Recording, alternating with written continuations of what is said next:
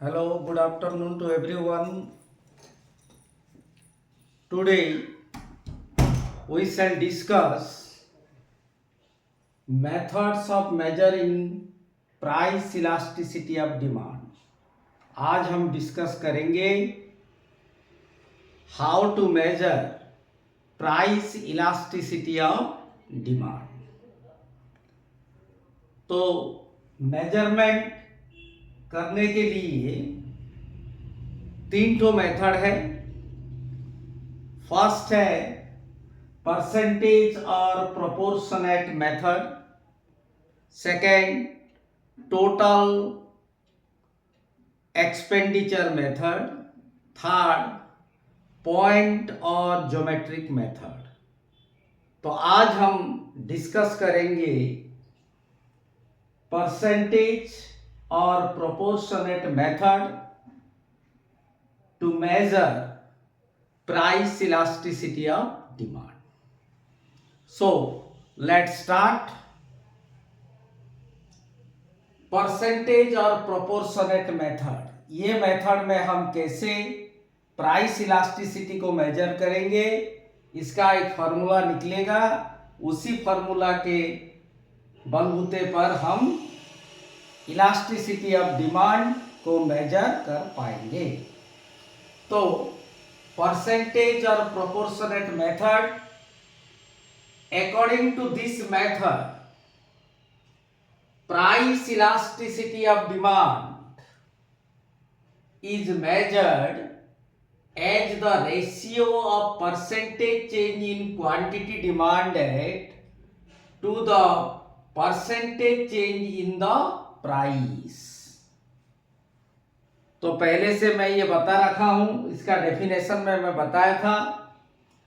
तो price elasticity is nothing but it is the ratio of percentage change in quantity demanded to the percentage change in price. यानी कि percentage change in quantity demand और percentage change in price का अनुपात को लेके हम measure करेंगे elasticity of demand. So I have written here percentage change in quantity demanded divided by percentage change in price. तो यह है इलास्टिसिटी ऑफ डिमांड का फॉर्मूला. क्या है? Percentage change in quantity demanded divided by percentage change in price. तो अभी question उठता है, हम परसेंटेज कैसे निकालते हैं. मान लो मैं एक एग्जाम्पल से समझा रहा हूं. एक चीज का प्राइस 10 था. क्या था? 10 था. और प्राइस फॉल होके हो गया 8. पहले कितना था? 10 था. प्राइस फॉल हो गया 8 हो गया. तो यहां हम पूछ सकते हैं कितना परसेंटेज प्राइस फॉल हुआ. तो परसेंटेज को जानने के लिए पहले हम क्या निकालते हैं? पहले हम चेंज निकालते हैं. तो चेंज कैसे निकलेगा? 10 माइनस 8, ये चेंज निकल गया. परसेंटेज निकालने के लिए जो पहले का फिगर था और दूसरा का फिगर है, उसको अगर माइनस कर देंगे तो ये निकल जाएगा चेंज. तो चेंज कितना निकला? 2. ये जो चेंज हुआ ये कहां से हुआ? ओरिजिनल वैल्यू से. ओरिजिनल प्राइस कितना था? 10. तो उसको डिवाइड कर देंगे 2/10. समझ में आ गया? पहले चेंज निकालेंगे, उसके बाद ओरिजिनल प्राइस के साथ डिवाइड करके गुणा 100 कर देंगे। तो एक शून्य कट गया, तो ये हो गया 20%। बहुत आसान है। पहले हम चेंज निकालते हैं, प्राइस का हो या क्वांटिटी का हो। क्वांटिटी का भी पहले चेंज इन क्वांटिटी निकालेंगे, दो क्वांटिटी का माइनस करेंगे। चेंज निकलने के बाद ओरिजिनल जो डाटा था, ओरिजिनल प्राइस हो या ओरिजिनल क्वांटिटी हो, change divided by original price और ओरिजिनल क्वांटिटी इनटू 100। तो क्या निकल गया? ये निकल गया परसेंटेज। तो इसी को बेस करके हम यहां फॉर्मूला के रूप में लिखे हैं। देखो, मैं पहले क्या बताया, परसेंटेज निकालने के लिए पहले क्या निकालते हैं? चेंज। तो यहां हम किसका निकाल रहे हैं? क्वांटिटी डिमांडेड का। इसीलिए क्या हो जाएगा? Change in quantity demanded. यहां जैसे चेंज निकाले थे, तो यहां भी लिखेंगे change in quantity demanded divided by initial quantity demanded. जो यहां मैं लिखा था 10, ये है इनिशियल और ओरिजिनल क्वांटिटी डिमांडेड, गुणा कितना? 100, गुणा 100। ये निकल गया percentage change in quantity demanded. तो उसी तरह परसेंटेज चेंज इन प्राइस भी निकालेंगे। तो परसेंटेज चेंज इन प्राइस निकालने के लिए वही पहले क्या निकालेंगे? Change in price divided by initial और ओरिजिनल प्राइस गुणा 100। हो गया क्लियर? तो percentage change in quantity demanded divided by क्या? Percentage change in price. उसी को अगर हम और सिंप्लीफाई करेंगे, परसेंटेज निकालने के लिए ये निकालना जरूरी है जो मैं अभी बताया था एग्जाम्पल के तौर पर। Change in quantity demanded divided by initial quantity demanded गुणा 100। Similarly percentage change in price कैसे निकलेगा? Change in price divided by initial और ओरिजिनल प्राइस गुणा 100। ये हो गया। तो उसको अभी देखो हुए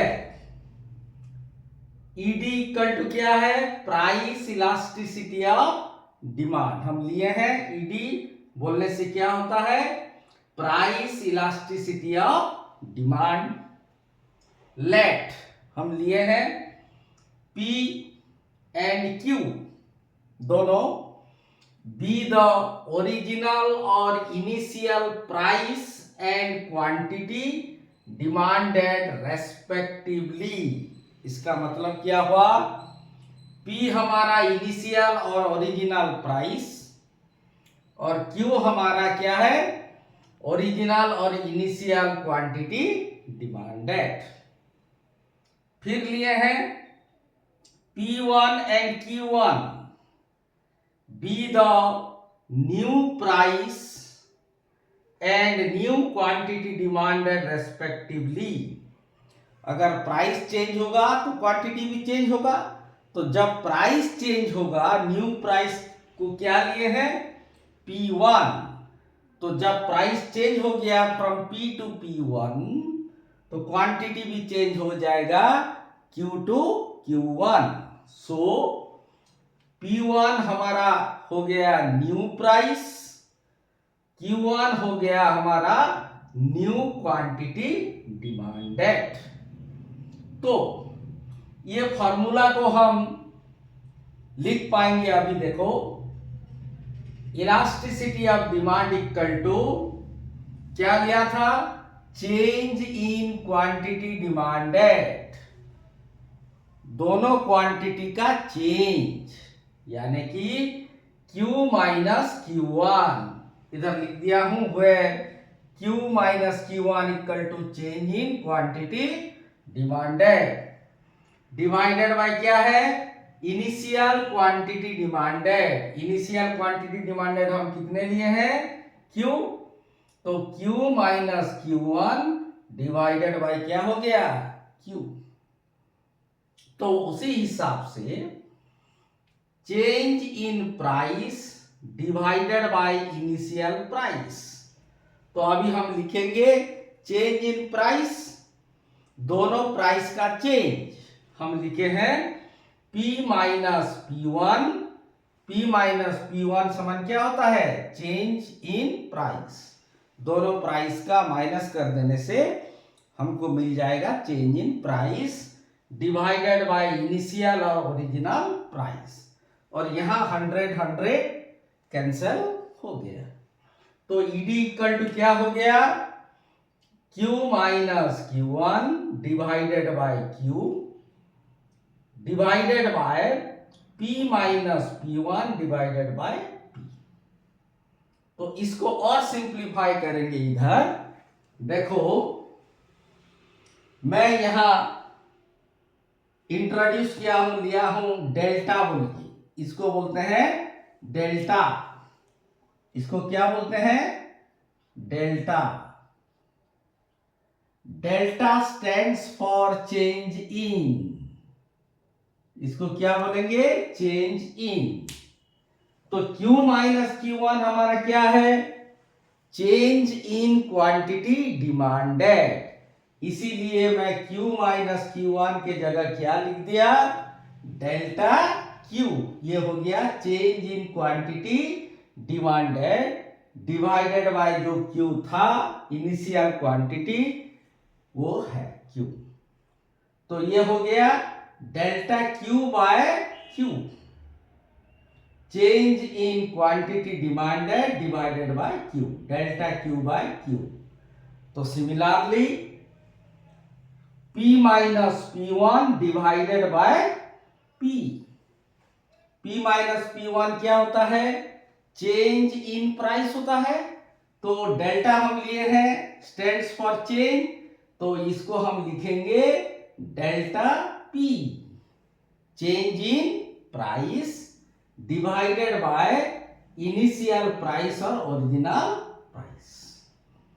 तो ईडी इक्वल टू क्या हो गया, delta Q by Q divided by delta P by P। तो अगेन देखो ED equal to delta Q by Q इधर है, इसको हम ऊपर ले जाने से ये डिवीजन है, तो ऊपर जाने से क्या हो जाएगा, गुणा हो जाएगा, और ये पलट जाएगा P बाय डेल्टा P हो गया। So finally elasticity of demand equal to क्या हो गया, इसको सजा के लिख दिए हैं delta Q by delta P गुणा P by Q। This is the final formula, यह है final formula to measure price elasticity of demand with the help of percentage or proportionate method. So this is the final formula. What is that? ED equal to delta Q by delta P गुणा P divided by Q. So I think you must be clear about the complete derivation of the formula to measure price elasticity of demand. तो अभी तुम लोग clear हो चुके होंगे, तो कैसे ये फॉर्मूला निकला, delta Q by delta P गुणा P बाय Q। तो अभी इसी फॉर्मूला को लेके, इसी फॉर्मूला के सहारे हम प्राइस चेंज होने से डिमांड एग्जैक्टली कितना चेंज होता है हम क्लियरली जान पाएंगे, जो कि कंसेप्ट ऑफ डिमांड में हमको पता नहीं चलता था। इसीलिए इलास्टिसिटी ऑफ डिमांड पढ़ना बहुत जरूरी है, क्योंकि इसके द्वारा हम जान पाएंगे प्राइस चेंज होने से डिमांड कितना एग्जैक्ट चेंज होता है। तो this is the final formula for percentage और proportionate method to measure price elasticity of demand.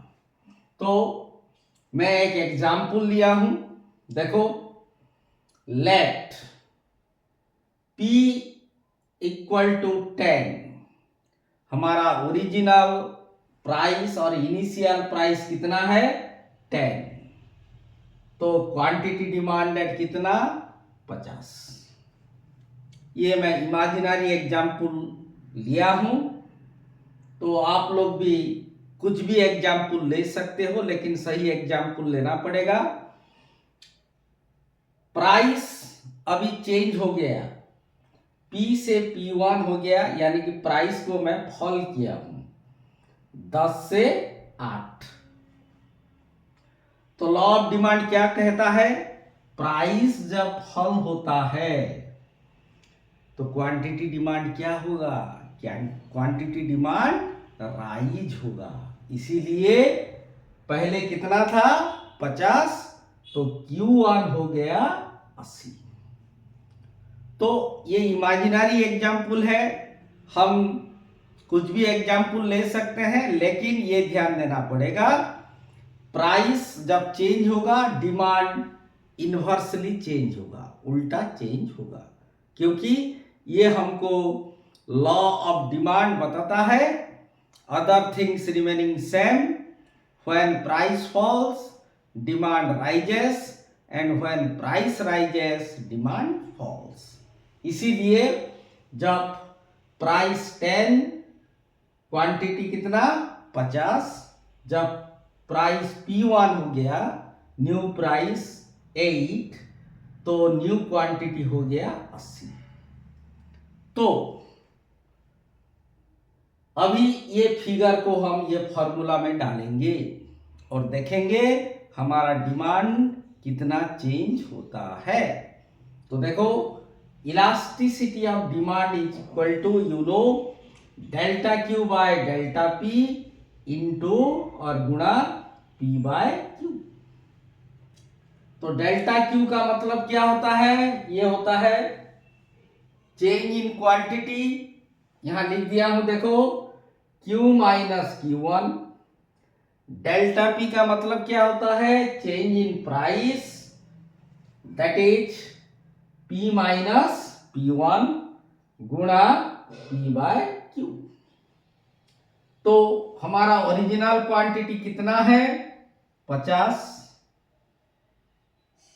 Price change होने के बाद न्यू क्वांटिटी कितना हुआ 80, so 50 minus 80, Q minus Q1। Are you clear? Next आया P minus P1, original price कितना है 10, change होने के बाद प्राइस कितना आया 8, तो ये हो गया 10 माइनस 8 गुणा P by Q।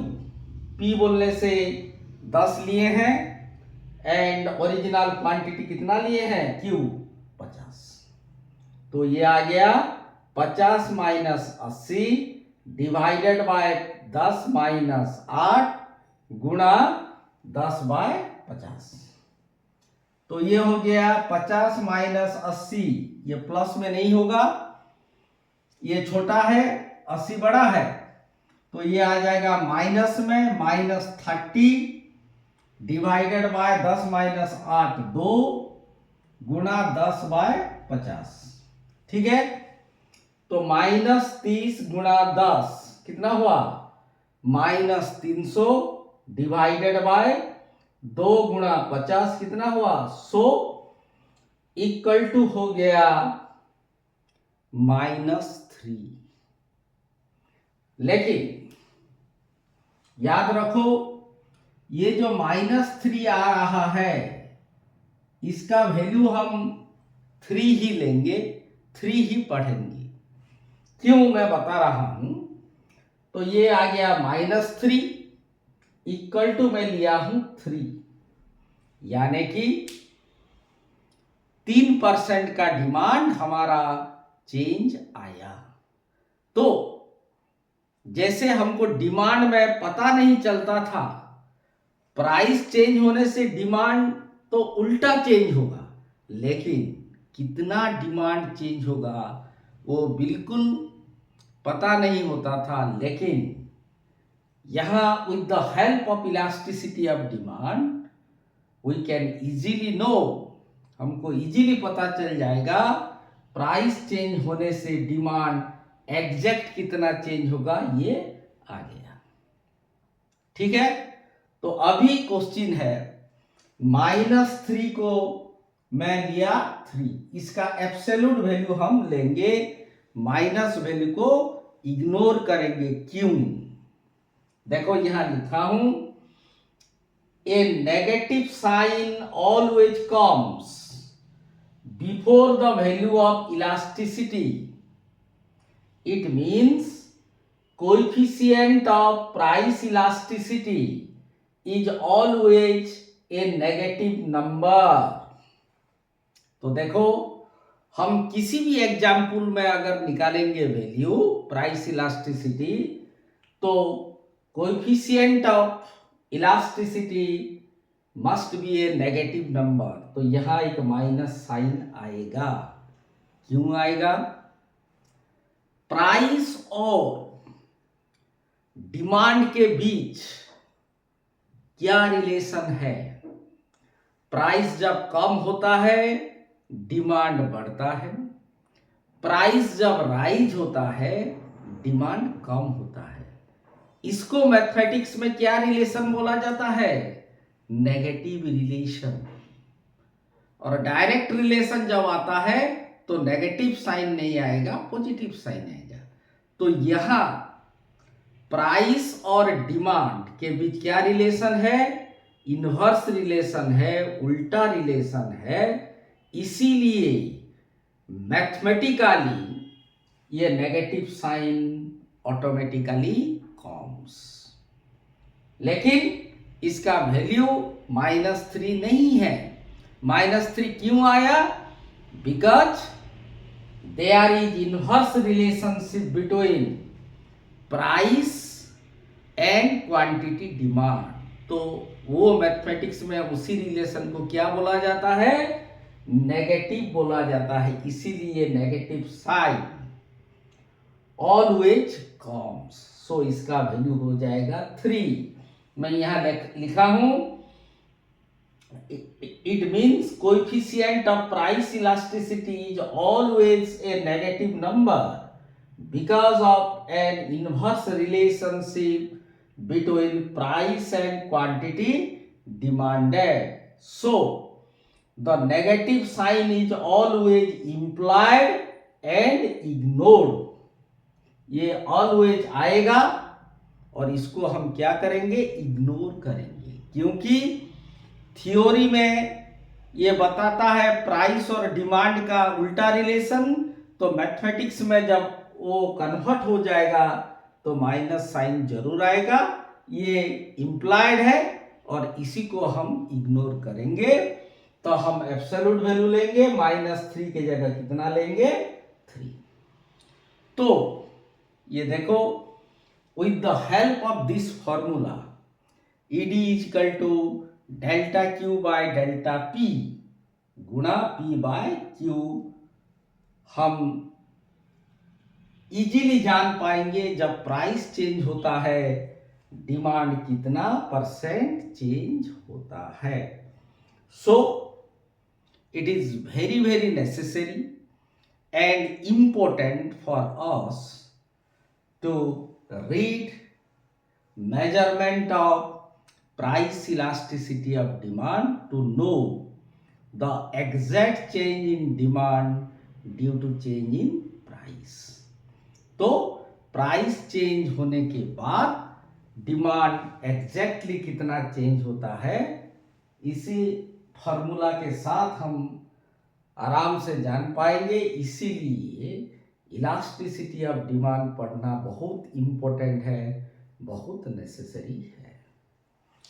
So I think you must be clear about the percentage or proportionate method to measure price elasticity of demand.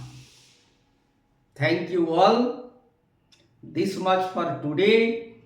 We shall continue another method to measure price elasticity of demand in the next video or next class. Thank you all.